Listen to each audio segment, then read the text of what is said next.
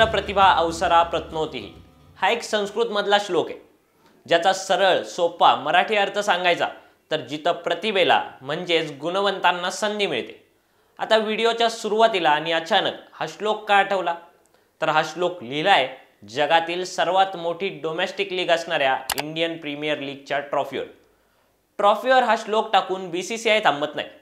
याच IPLनं आजवर भारताला अनेक सुपरस्टार दिलेत। अनेक अनकॅप्ड डोमेस्टिक प्लेयर्सला IPLच्या स्तरावर आंतरराष्ट्रीय खेळाडूंसोबत खेळण्याची संधी मिळत असते। यातूनच अनेक खेळाडू पुढे आल्याचं पाहायला मिळतं। अगदी आत्ताचं उदाहरण द्यायचं तर KKR कडून खेळणारा रिंकू सिंग, चेन्नईचा प्रिन्स असणारा ऋतुराज गायकवाड किंवा अगदी सध्याच्या भारतीय संघातील फिरकीचे जादूगार असणारे रवींद्र जडेजा आणि अश्विन, हे सगळे खेळाडू IPL मधूनच नावारूपाला आले। पण आजच्या व्हिडिओचा विषय यापैकी एकही खेळाडू नाही। आजचा विषय 19 डिसेंबरला पार पडलेल्या IPL लिलावात एका अनकॅप्ड खेळाडूवर चेन्नईच्या संघानं लावलेली तब्बल 8.40 कोटीची बोली। तो खेळाडू आहे समीर रिझवी। हा समीर रिझवी आहे कोण आणि त्याच्यावर चेन्नईनं एवढा मोठा डाव का खेळलाय? खरंच तो इतका खतरनाक खेळाडू आहे का?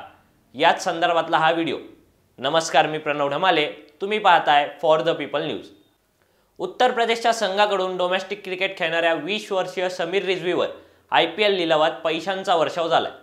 CSKनं तब्बल 8.40 कोटींची बोली लावून रिझवीला आपल्या कॅम्पमध्ये समाविष्ट केले।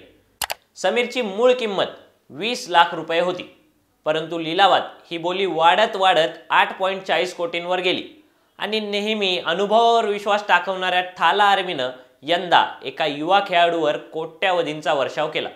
आता मूळ प्रश्न उभा राहतो, तो म्हणजे धोनीच्या संघानं इतका मोठा डाव लावलेला हा समीर रिझवी आहे कोण? 20 वर्षांचा राईट हँड बॅट्समन आणि ऑफ स्पिनर असणारा रिझवी उत्तर प्रदेशात डोमेस्टिक क्रिकेट खेळतो।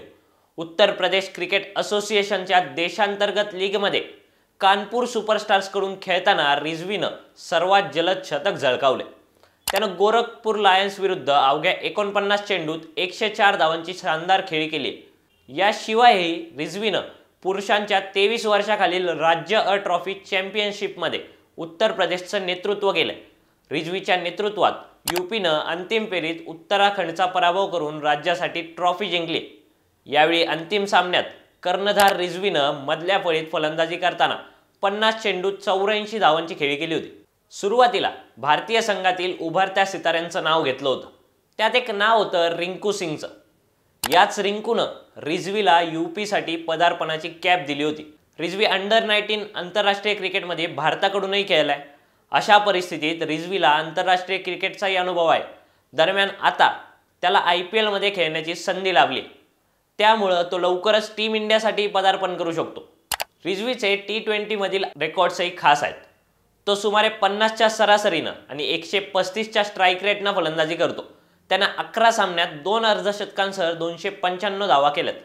अशा परिस्थितीत त्याचा स्ट्राईक रेट आणि 50च्या पुढे असणारा ॲव्हरेज सर्वच संघांना आकर्षित करणारं ठरलंय। आता दुसरा प्रश्न, चेन्नईला रिझवीची गरज का पडली? IPL मध्ये चेन्नईची प्लेइंग 11 पाहिली तर डेव्हन कॉनवे आणि ऋतुराज गायकवाड हे 2 जण ओपनिंग करतात। त्यानंतर अजिंक्य रहाणे, शिवम दुबे, महेंद्रसिंग धोनी, रवींद्र जडेजा अशी काहीशी चेन्नईची बॅटिंग लाईनअप। पण या सगळ्यात रहाणे 3ऱ्या क्रमांकावर फलंदाजी करतो, तर दुबे, धोनी, जडेजा हे प्रामुख्याने 5, 6, 7 नंबरवर खेळतात। गेल्या वर्षीपर्यंत CSKसाठी 4थ्या क्रमांकावर फलंदाजी करायचा तो अंबाती रायडू। आता रायडूनं क्रिकेटला रामराम केलाय, त्यामुळे रायडूच्या जागी एक भारतीय फलंदाज चेन्नईला हवा होता। यामुळे चेन्नईनं रिझवीवर डाव टाकला आणि 8.40 कोटी रुपयांची उच्चांकी बोली लावत त्याला आपल्या ताफ्यात घेतलं। आता रिझवी जगातील सर्वश्रेष्ठ कर्णधारांच्या नेतृत्वात खेळण्यासाठी मैदानात उतरेल। धोनीनं आजवर जितके यंगस्टर्स घडवले त्यात आता आणखी एक खेळाडूची भर पडणार आहे। त्यामुळेच IPL ट्रॉफीवर लिहिलेला यत्र प्रतिभा अवसरा प्रत्नोती या श्लोकाचा अर्थ साध्य झाला आहे असं म्हणल्यास वावगं ठरणार नाही। तुम्हाला चेन्नईनं रिझवीला संघात घेण्याच्या निर्णयावर काय वाटतं ते आम्हाला कमेंट बॉक्समध्ये कळवा। व्हिडिओ आवडला असेल तर लाईक करा आणि चॅनलला सबस्क्राईब करायला विसरू नका। धन्यवाद।